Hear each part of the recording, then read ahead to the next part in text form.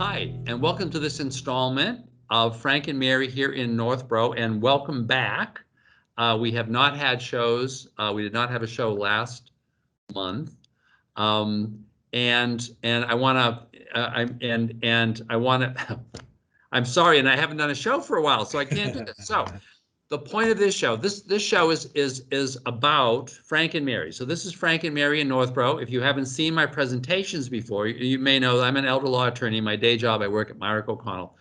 But this is not about elder law. This is about my friends Frank and Mary, whose goal in life is to live in their house until they die and be buried in the backyard. And if you are like Frank and Mary, that's what you want to do in Northborough. And so the question is, who are the people you need to know about?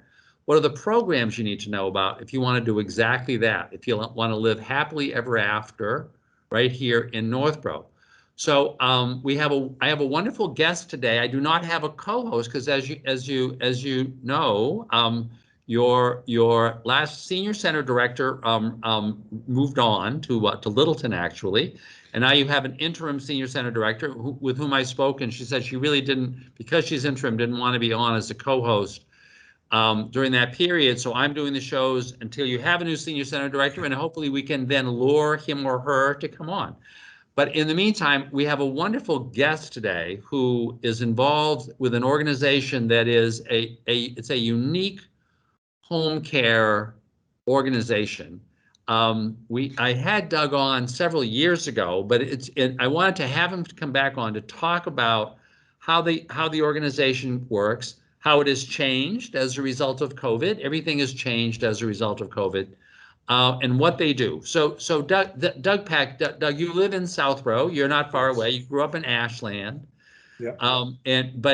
But tell us a little bit about what helping seniors is about, how you got involved in it, where it's come from, where it's going. Mm-hmm. Okay, I'm very happy to do that because I love talking about it. It's a very unusual business model, but it's one of those ideas. Once you hear it, you say, "I wish I had thought of that." You know, it's simple. Our name is literally what we do: seniors helping seniors. So all of I call them more companions and not really caregivers. All of our companions are seniors themselves. Right. So it's a peer-to-peer model where, someone who is in their 60s or even 70s is working with folks who are in their 70s, 80s, and maybe 90s. But they all tend to be fairly local, and they all have, very similar shared backgrounds, and it just works remarkably well. Now, we do not do any type of medical work. We're not CNAs. We don't do You're not even CNAs. You're not right, certified nurse assistants. So right. you're not lifting people up. You're not helping them with their shower. That's You're not correct. feeding them if they have a problem eating, right? Right. So, And we don't do any, yes, no personal care either. However, there is a lot of people who are relatively healthy, that don't need a nurse, that don't need someone to help them bathe, but they do need some help to stay independent and to stay safely in their home. So that's what we do. We do things, everything from taking people to doctor's appointments, to go grocery shopping for them, light meal preparation.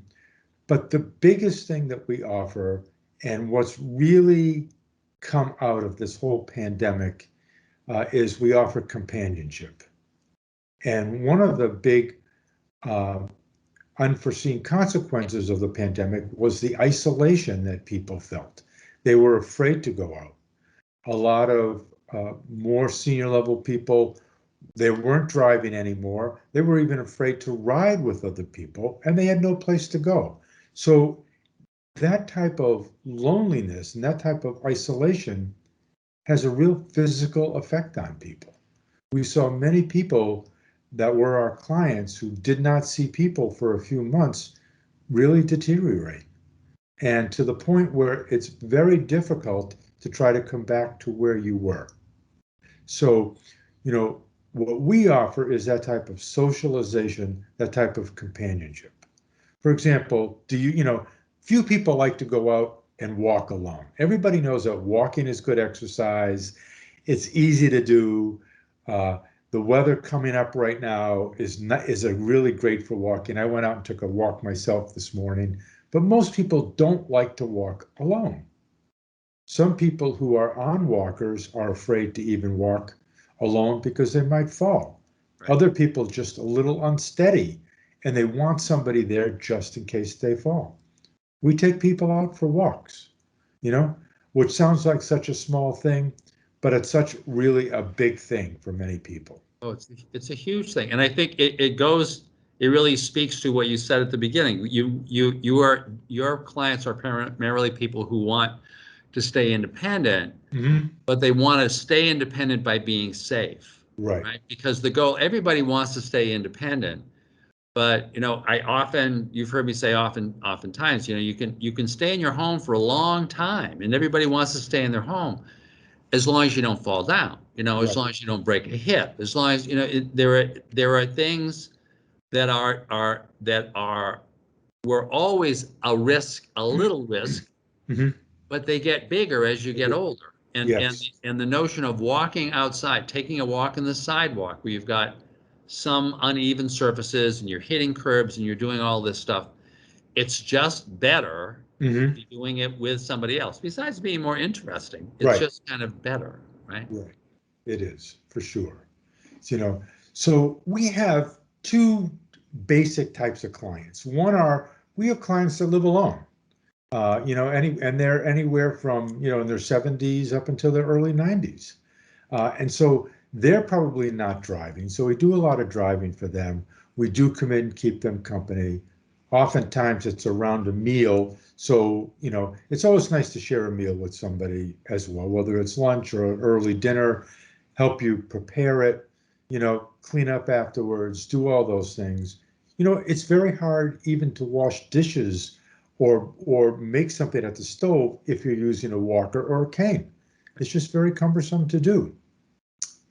The other type of client we have are couples, but usually one is beginning to show some signs of what we call mild cognitive impairment.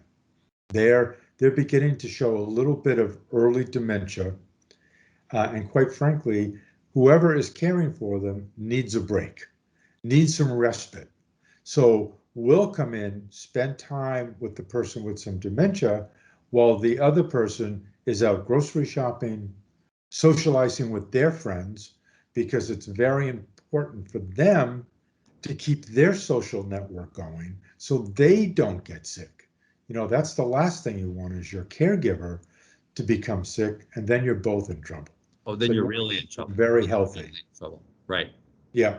Right. And the notion, and once again, the notion of having knowing that there is somebody who can be there so that you as the caregiver can get kind of the rest of your life done. Right. And sometimes just be there to take a break. And I guess I want to emphasize for folks that, and I know, Doug, you're going to be talking about this, that for folks who are hearing this and they're saying, oh, this might be helpful, but my daughter helps me out, or my son, my next door neighbor helps me out. And that's all great. But I mean, are they available to help you out like every day, right? Or at the correct times every day?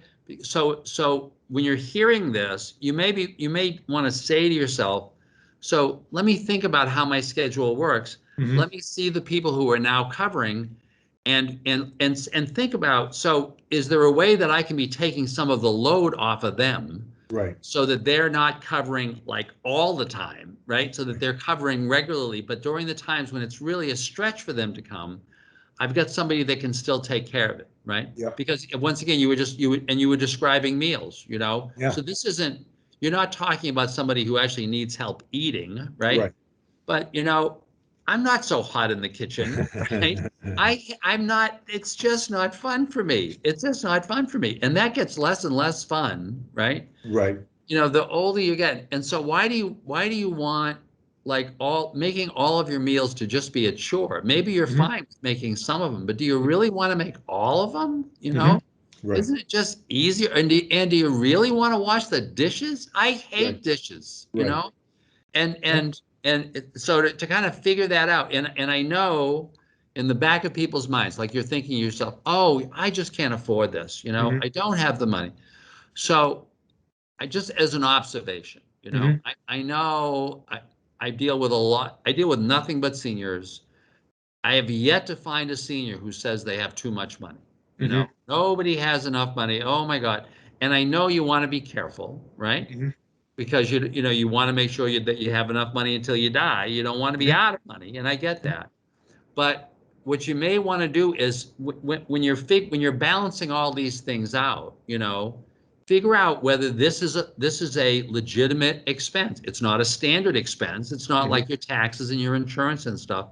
But figure out whether at your age and given your health situation, this is a legitimate expense, Mhm. and talk to your kids about it. Because it may be that if they're doing all of this stuff, they may be willing to help you with this expense Right. because it's helping them out too, Yep.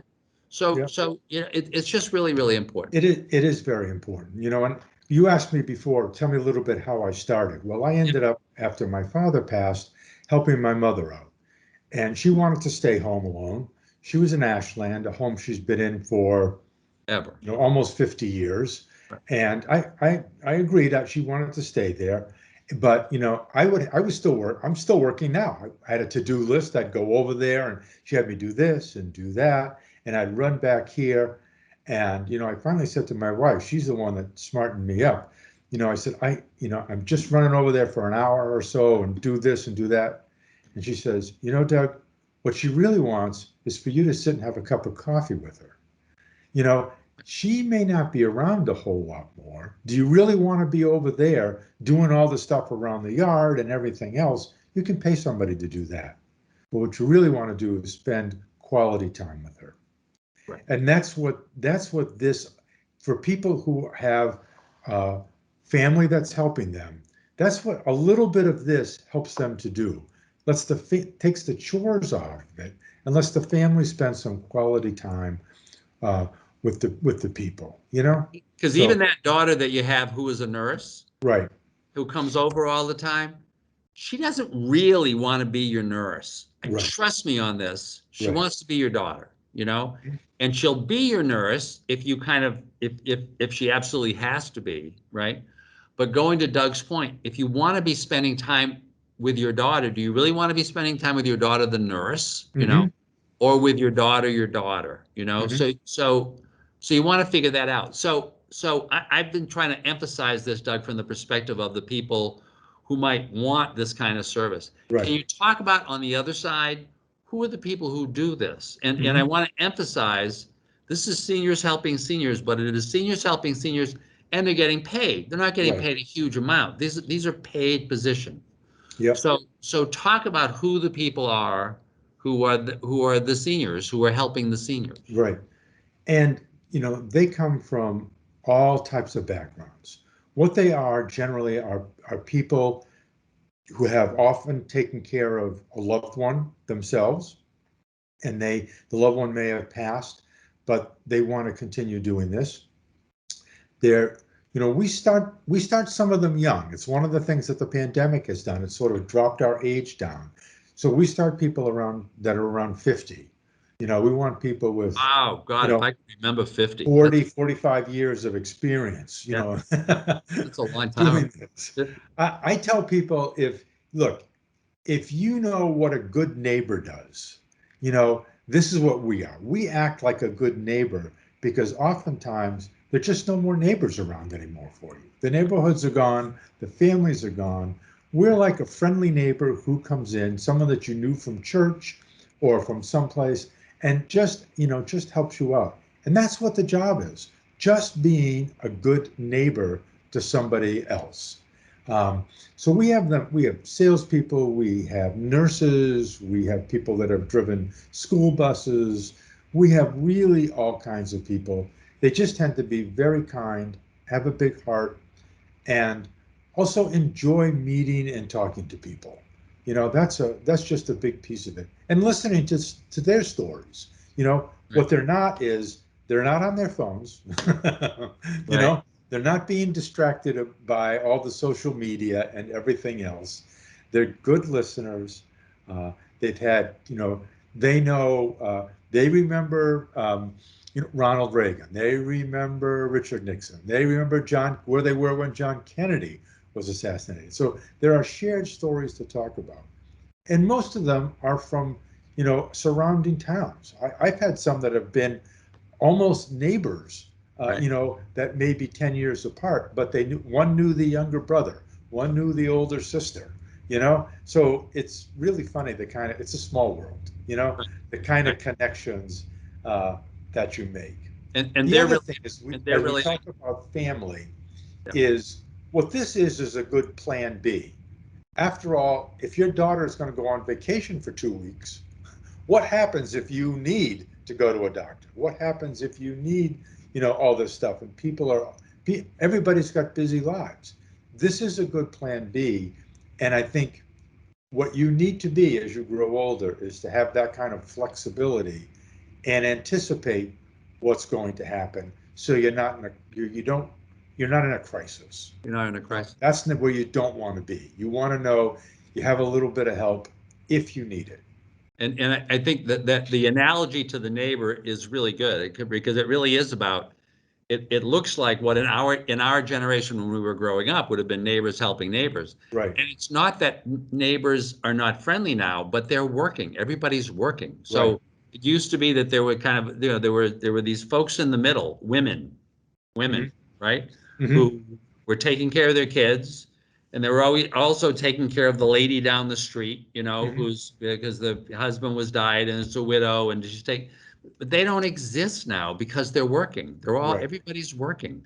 And so I often tell seniors in general, I say, you almost, when I suggest that seniors should be volunteering as a class, right? Mm-hmm. We as seniors need to be kind of taking care of ourselves, Right. figuring you're going to put some favors into the favor bank, and then at some point you're going to withdraw some favors from the favor bank Mm-hmm. because we need to be taking care of ourselves, not because our children don't want to, Mm-hmm. but because A, we have less children, Right. and B, they're all over the place. Right. I mean, I have 3 kids. I have a daughter in DC. I have a daughter in Austin, Texas, and a son in Colorado Springs.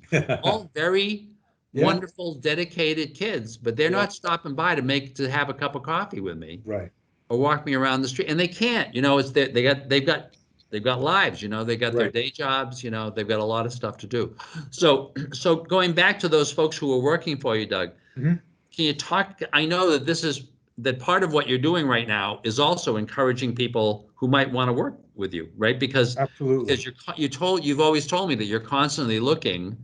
We have a big need right So now. talk about kind of for folks who are thinking about doing this, like what are the hours? And these are W-2 jobs, right? So you're actually Right. you're getting a check, you're getting withholdings, Right. obviously you're getting benefits and you're not getting health care and stuff, right? Right. But talk about kind of what the hours tend to look like and how that all works, whether Mm-hmm. there's a lot of travel. Can you just talk about that? Yep, it's a good point. Hours are really what people want. We work with our employees to figure out what it is that they want to do. We have some people that want to work weekends. We have some people that want to work during the week. Some people that prefer to, go in the morning to see a client. Some prefer to go in the evening. We have clients that have all different kinds of requirements. So, but the big thing is we do look for somebody who's going to probably work, 15 hours a week or so, because that gives us the flexibility to be able to put them in different places. Right. And again, they tell us where they want to go. If they're in Northborough and they say, I'll go to the adjacent towns, fine. If they'll say, I'll go further, fine. We even send out a daily, what we call Care Finder, which is a list of all our openings. Some of them are temporary because our employees take vacations. They'll go away for 2 weeks. So we need somebody to fill in for that. So if somebody can fill in for that, it's great. The other key is a lot of the people that work for us live alone. So when you talk about loneliness, it's not just for our clients. These people are, just like you said, helping themselves. They're getting out and being socially active. being socially stimulated, which is just really good for their overall mental health. Right. It's good to be able to have a goal, get up in the morning and say, I've got to get dressed. I've got to put on my best self, get out there because so-and-so is, needs me and, expects me to be there on time and to do this. I think that's an important piece of being a senior, is that kind of mature attitude about helping other people, and you're really helping yourself as well. And I think I've heard you say before that in a number of, while there are certainly a lot of part-time or quick things that show up, that a lot of the relationships that end up being developed between the seniors that are helping and the seniors who are being helped tend to turn into longer term relationships. Yes. I've had people with clients for 4 and 5 years. That's the thing. We don't send you just around. We're going to try to make a good match, have you go to see a client that you're going to get to establish a good relationship with. And that's important because, as you age, again, a lot of our people have trouble with memory. They don't, and like most people, they don't want strangers in there. They want a new person in their house every week. They want to see the same person. They want to continue conversations. They want to get to know somebody so they can trust them. Because a lot of things, there's just a lot that they can talk about that oftentimes they can't talk about with their family. They don't feel comfortable talking about some of these issues with daughters or with sons. It's like, I could use your opinion on this. It's nice to have a friend like that. Right. And they don't want to, and they're not listening to the same music, Right. their historical context for the stuff they Yes. talk about, Yep. they'll find maybe some of their kids or certainly their grandkids kind of rolling their eyes, so it just helps. So in many ways, what you're bringing, all of that experience is what you're bringing to the table when you're working. Right. Right. And I think you've also mentioned that you do a lot of your folks also just get together themselves to kind of share stories, because it's like with helping folks who've got memory issues. A lot of this stuff, I always tell people, it isn't rocket science, right? But it's about experience. It's about having people who can share. Oh, this is what happened. Here was a problem that occurred. Here's how we resolved it. You can kind of talk out. So what are the ways in which you can be kind of solving those problems? Right. Everybody's getting older. This is sort of a peek into what your future may look like in 10 years or 15 years or 5. I don't know. We do a lot of training around dementia, around how to help folks, what you can do and can't do. I mean, that's built into it. We do social events, we do movie nights, we have a book club, we have our own support groups that are moderated by a licensed social worker, so people can discuss, hey, I've had this client and they did X, and I wasn't sure what to do. Well, we have 150 clients, and we've been doing this now for 10 years. So we have a lot of history to draw on to help you out. It really can help you as you age as well, to know what's going on and how to react to these things. So folks, as you can tell, if you are a senior, and either there is some help that you might need, and we're not talking 24/7, we're not talking some huge thing, some help you might need to help you fill in the gaps, to provide you with any number of different pieces of your life that keep you independent while keeping you safe. Yes. Or if you're a senior who you think can do these things and would be interested in doing these things, right? Being helpful to someone you haven't met at this point, but you may really enjoy this person's company, and you're also getting paid. So, you can justify it by saying, at the end of the day, this is helping out and paying some of the expenses. In any of those cases, you want to talk to these people. This is a great organization. So, Doug, if in either case they want to reach out, how do they find? Or we'll ask. We'll have it at the end of the show. I'll give them all my information to contact us. That's great. We'll have that posted. There'll be a phone number. There'll be an email address so that you can reach out to these people. This is a really good thing. This is just a really good thing. I've had a lot of clients who have been helped by this. I've known people who have been the seniors who have done the helping. It's just a really good thing. So, Doug, thank you very much for this. You're I really welcome. appreciate it. Folks, I hope you enjoy this program. We're going to be doing these now monthly as opposed to every twice a month. We're also reducing to monthly which was traditionally the format of these shows. We had expanded that during COVID because we were trying to keep people informed as well as doing individual guests about what was going on. We feel like we're not past COVID, but it's closer to the rear view mirror than it was. So these are going to be weekly or monthly shows now, and we'll look forward to seeing you on the next installment of Frank and Mary here in Northborough. Thank you very much.